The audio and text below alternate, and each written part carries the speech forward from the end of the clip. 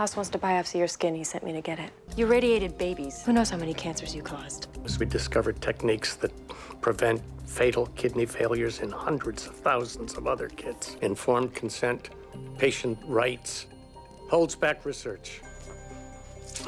Informed consent is holding back our diagnosis. Cameron avenging babies before Avengers were a thing. She seems to be the team member with the strongest moral compass, followed by Foreman, then House, and not sure Chase is even on the scale. Very excited to be reacting to House MD Season 3, Episode 3, Informed Consent. On this channel, we are reacting to all 177 House videos. This will be episode 67. Let's see if I can get the diagnosis before House does as a doctor working in London. You're not going to make this easy, are you? Subject anesthetized with 0.5 cc's of sodium pentobarbital. Transfected with human hepatic cancer cells. I hate seeing animals being tested on, but at this point in time, it is a necessary evil. There is tech in the pipeline that could make all of this disappear. It's called the organ chip. Actual human cells can be placed inside it with atmospheres resembling that of the human body. That means rather than just having cells on a petri dish which doesn't accurately represent the human body, we can create an interface between different surfaces like we have in the body. Preliminary data is looking like we can predict drug effects much more accurately than with mouse models, and no living being needs to die. Well, except cells, but if we cried every time we lost them, then there'd be a lot of teenage tissues in the graveyard. What is this guy working on anyways? Let's find out. Of intra-abdominal treatment with ES22. Cancerous tumor still present on the right lobe.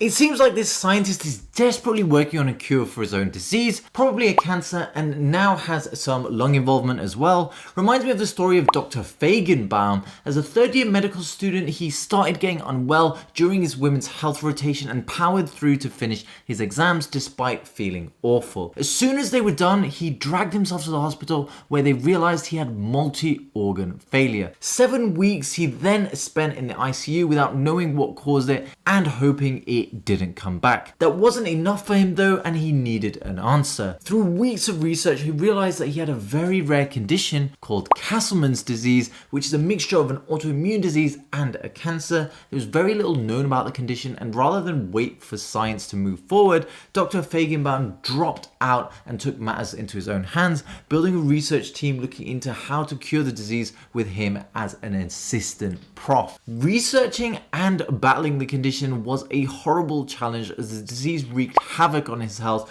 going from a stacked quarterback to being read his last rites in just 4 years. Through a series of very close calls and near misses though, eventually he found a drug called sirolimus that seemed promising, so he tried it on himself and it worked, putting him in remission for over 4 years. He's now expanded using the drug for other people with a condition to benefit them too. Maybe that's what this scientist is working on. Let's find out if they save him before the rodents complete their revenge. Minor tremors, localized melanoma removed 2 years ago, cataracts, and he can't breathe. The Ezra Powell researcher? The guy who wrote the textbook? The textbook. Put him on an incline treadmill and do a stress EKG.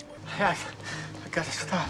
I gotta get off. Isn't working. His heart rate barely got above 90. He's famous. I wonder how many subs he has. Okay, so what do we know so far? This chap apparently has tremor, melanoma, which has apparently been cured, and cataracts with breathing difficulties. But he's also 72. He looked like he was working very intensely with those rodents. I get the feeling that he's personally invested in the process, and there's something big here the team are missing. House thinks the fluid in the lungs could get worse with this test, showing if the heart or lungs give out first, but it seems like the exercise test either wasn't intense enough or his heart just can't accelerate like it should with stimulation. Either way, we definitely need more info. He's drowning. Then pull him out of the pool and do it again. I'm in. Does that hurt? Yeah. Does his voice always have that unattractive nasal tone? Totally. It's probably a rhinovirus. You dropped something. If there's anything else you can think of, please call. Wait. She is the clinic patient's wife? Forget wedding vows, she looks like she's too young for jello shots. The clinic patient came in with fever, chills, sore throat and congestion after a recent trip to Fresno. House is worried about HIV as this could be what we call seroconversion if one of them was distracted during their wedding vows. So what is seroconversion? When the HIV virus first enters the system, it comes in relatively undetected, flying under the radar and hijacking immune cells as factories. After it starts replicating, the alarm bell starts ringing and the body fights back, leading usually to fever, rash and sore throat as more immune cells get recruited. If there's one other place alarm bells would be ringing is when the wife picked up those papers, although how can you not be charmed by House? I'm gonna try and speed things up a little. That's not the protocol. No, the protocol is what you tried to do and failed each time. Up over 100. Still no sign of blockages. Means it's not the heart. Test is over. It's okay. We're gonna stabilize you. No, just let me die. I've had so many patients, especially on palliative medicine, tell me exactly what this patient just said. Please just let me die. Some don't actually mean it and they're just sick of the pain. Others are deadly serious, and if it were legal or they had the means and energy to do so, then they would take their own lives. In the UK, assisted someone in dying is illegal, but should it be? If someone is suffering and asking or begging you to end their suffering, then isn't it the humane thing to do? We offer that privilege to an animal that's suffering, so why not to humans? What's the difference between the two? One patient that's important for this discussion is Paul Lamb, who was paralyzed in an accident from the neck down. He strongly believes that just as people have the right to live, then they should also have the right to die. In theory, this makes sense, but on a practical level, there are a large amount of things to consider. First, it would be irresponsible to make this option accessible to everyone, as then people without a physical irreversible reason to continue suffering would then have access to this option. We know though that mental health patients, for example, may feel as though they want their lives to end at one point, and once getting effective treatment would regret that decision. Another consideration is research funding. From a system perspective, if ending the life of another human being is allowed,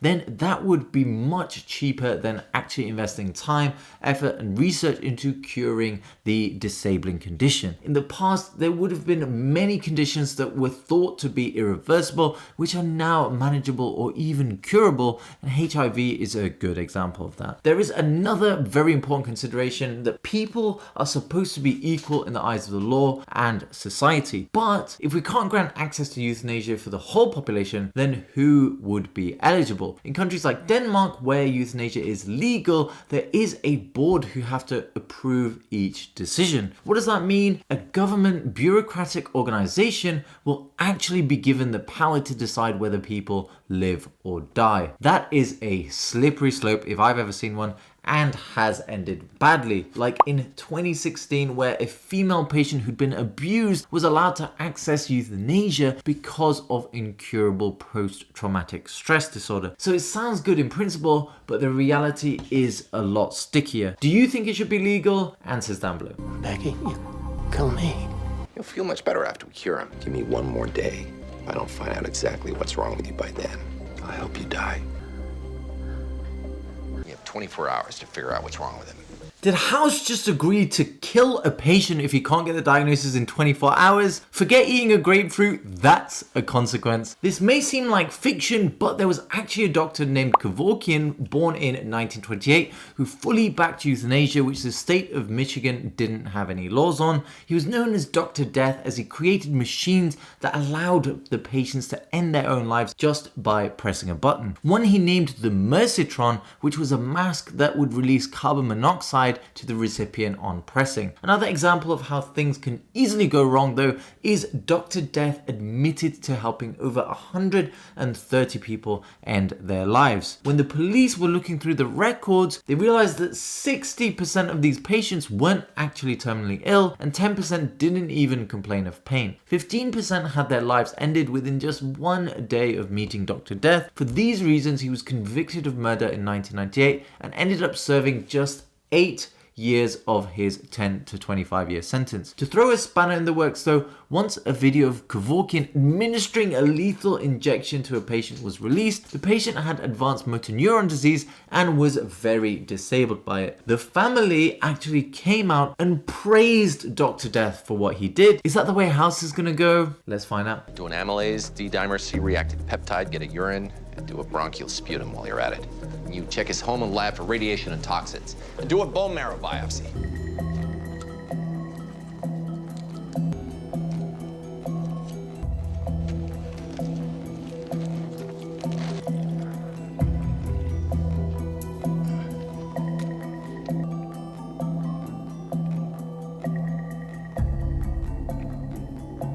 What do you got? What'd the bone marrow biopsy show? Don't have the results. What? What have you been doing all night? Jello shots and wild sex. What else? What are these? Dictation tapes. He records everything. He's losing his memory. Interesting, so all the tests came back pretty normal and the only thing they found is his recording tapes. House thinks that could be a clue. So what do we have so far? Tremor, memory loss, fluid accumulation in the lungs. What could that be? Metabolic could be something like adrenoleukodystrophy, very rare though. Autoimmune could be sarcoidosis, which would also fit very well and would be my first diagnostic guess. Degenerative could be Parkinson's with an atypical lung infection, or CJD, which is more commonly known as mad cow disease. Neoplastic would be something obscure with a paraneoplastic syndrome like a tumor on his fourth toe. Infectious could actually be COVID. Maybe a bit early for that though, so otherwise toxins could be alcoholic dementia or mercury poisoning would be pretty cool. Still though, it could be anything, so definitely open to other options. Head's clean. You were wrong. His faculties are intact. Everybody who can walk should get out of here. You can't do that. Administer a prescription painkiller to a patient who's in pain. What's gonna happen here is that someone's getting a buttload of morphine. I'm not sure exactly who at this point.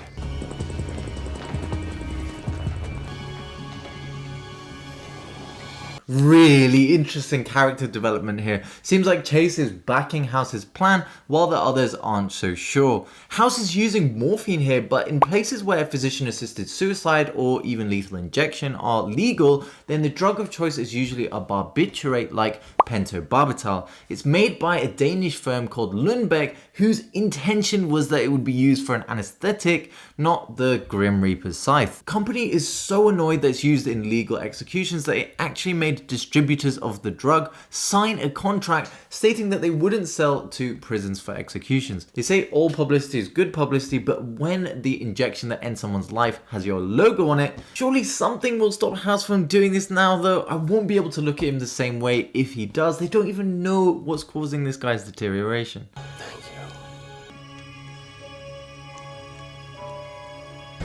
What are you doing? Getting a laryngoscope. He's unconscious. No more whining. Keep testing him. Go get a ventilator. I'm gonna do this all night. This is getting spicy. That's more like the House style we know and love. Patient won't agree to treatment, so just put him in a coma against his will and treat him anyway. I hope House is going to stick his hand in his pocket as far as he put the tube down the patient's throat, because one night in intensive care, ventilated, costs around $3,000 minimum. So even if House saves the patient, I wouldn't expect a thank you card and a warm embrace just yet. Now, if you're enjoying the warm embrace that is this YouTube channel, then check out the channel membership. You get priority reply to comments, access to exclusive polls, and to suggest another video and episode for me to react to. For the first 30 members, you get a chance to win a 1 hour one-on-one tutor session with me on a topic of your choice. We currently have 26 members with just 4 spots left, so join now to get your spot. Lung scarring along with the bad bone marrow points to an autoimmune disease. Could be pulmonary fibrosis. Lupus. Start him on an IVIG for the lupus and get a colonoscopy. I can't do this. Sending colons clean. Moving into the sigmoid. Whoa, wait a minute. Did you see how clean that colon was? There is no way this would happen, as you need high quality bowel prep for that, which just isn't possible while our patient's in a coma. That's because the colon is home stadium to not exactly my favorite substance, but it's a solid number 2. How on earth is that related to lupus though? Well, lupus can cause ulcers in the rectum and lower colon as it affects the mucosal surfaces in your whole body. We did get a new clue just now though, which is pulmonary fibrosis and a bad bone marrow biopsy apparently, even though Wilson looked at it earlier and said that there was no cancer in the bone marrow. Could still be something else though. So what causes pulmonary fibrosis and all the other symptoms? In theory, it could be asbestosis. If this researcher was working over the last 5 decades, then there may have been some asbestos exposure during the lab refurbishment that led to the lung scarring, which is now spreading. It classically causes a pleural cancer called mesothelioma, but can cause scarring as well. That's because asbestos is a tiny material that can't be broken down by the body and sits in the lungs, causing cycles and cycles of inflammation leading to scarring. Worth a diagnostic guess, that will be my second. Oh, 2 sets, 89 ain't dropping. So we know it's not lupus. Gonna need an open lung biopsy to confirm. Edge of left lobe isolated and removed. No breath sounds on the right side. He's dropped his right lung.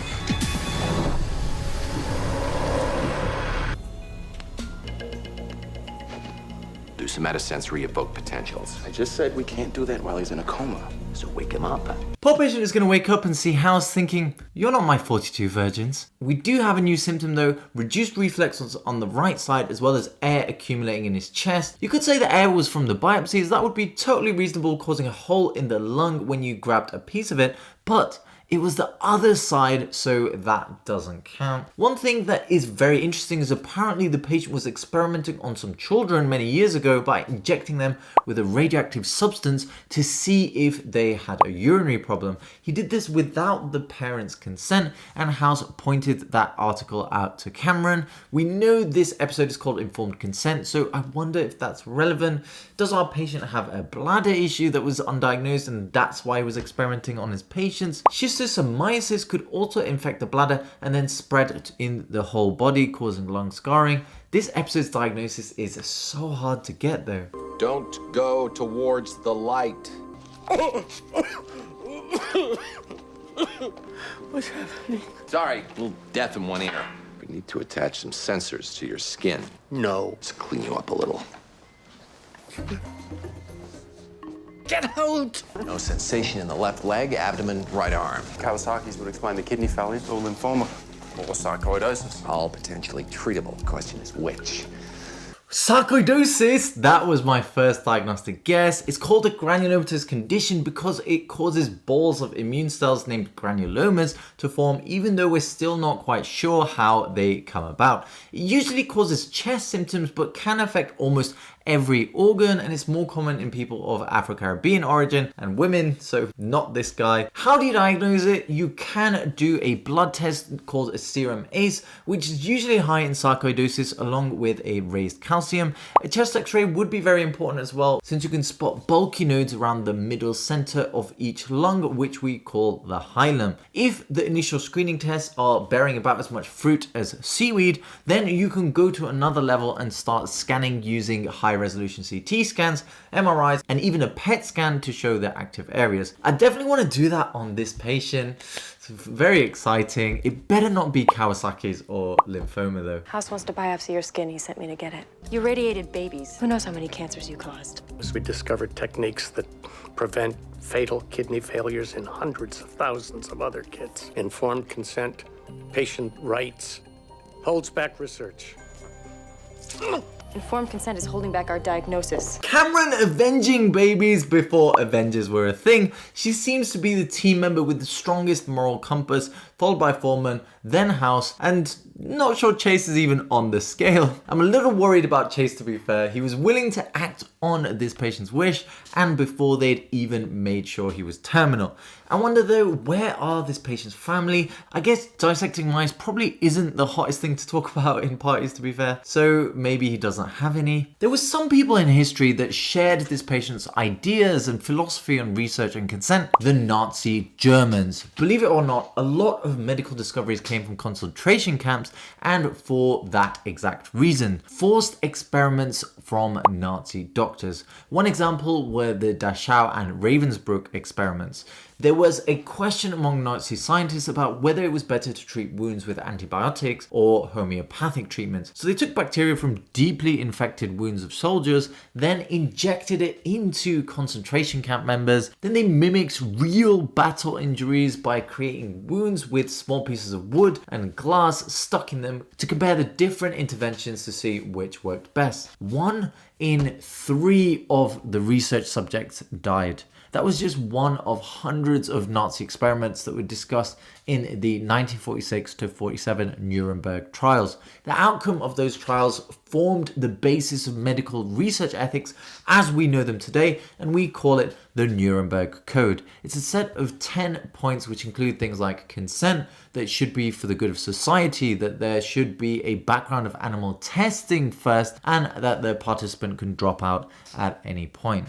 You really don't have to wait a couple years to return my calls. Just 6 months till I turn 18.